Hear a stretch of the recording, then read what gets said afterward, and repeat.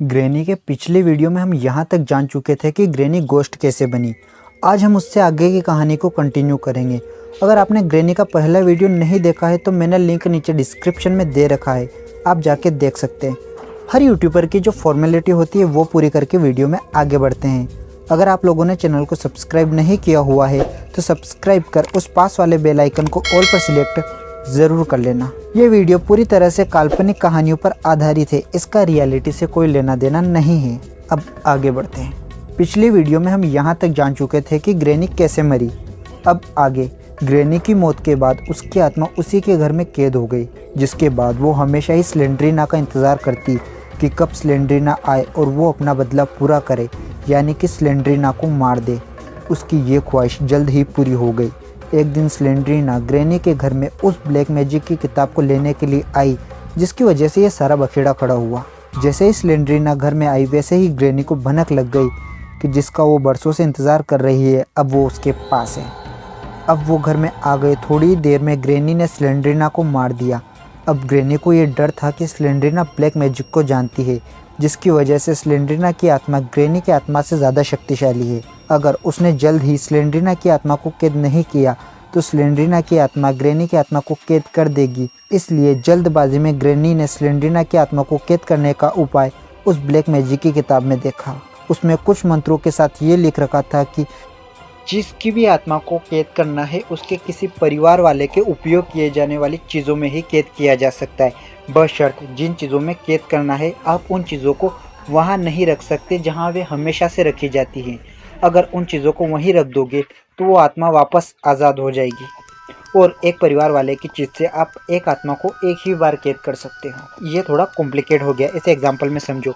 जैसे कि उस किताब के हिसाब से अगर आप किसी की आत्मा को उसके परिवार वाले के कपड़ों में कैद कर रहे हो तो आप उन कपड़ों को कभी भी उस अलमारी में नहीं रख सकते जहाँ पर वे हमेशा से रखे जाते हैं।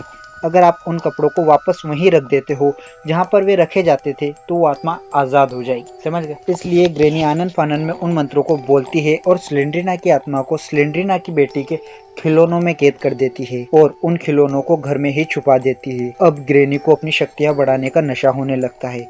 उस ब्लैक मैजिक की किताब में लिखी चीज़ों को वो अपनी शक्तियाँ बढ़ाने के लिए काम में ले रही थी। उसे अपनी शक्तियाँ बढ़ाने के लिए बलि देनी पड़ती थी।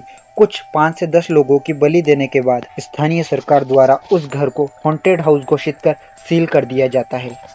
ग्रैनी के लिए वक्त जज्बात जब बदल जाते हैं जब एक सीक्रेट ऑर्गेनाइजेशन के लोग गोश्त पर रिसर्च करने के लिए उस घर में आते हैं।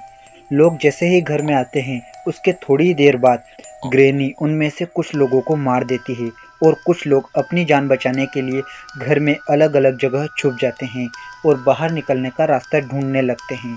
इनमें से एक आदमी गलती से स्लेंड्रीना की बेटी के वो खिलौने उठा लेता है जिनमें स्लेंड्रीना की आत्मा कैद थी और उन खिलौनों को गलती से उसी जगह पर रख देता है जहां पर वे पहले रखे हुए थे। यहां पे उस किताब की शर्त पूरी हो जाती है और स्लेंड्रीना आज़ाद हो जाती है।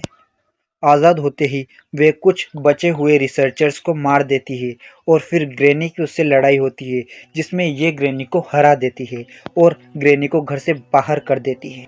ग्रैनी से स्लेंड्रीना वो ब्लैक मैजिक की किताब भी छीन लेती है।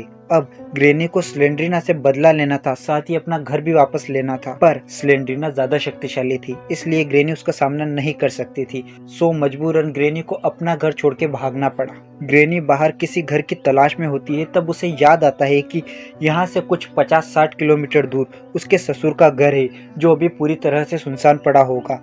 ये वहाँ रह सकती है जब तक कि ये स्लेंड्रीना को उस घर से हटाने का कोई रास्ता न ढूंढ ले या स्लेंड्रीना की आत्मा को कैद करने का दूसरा रास्ता न खोज ले।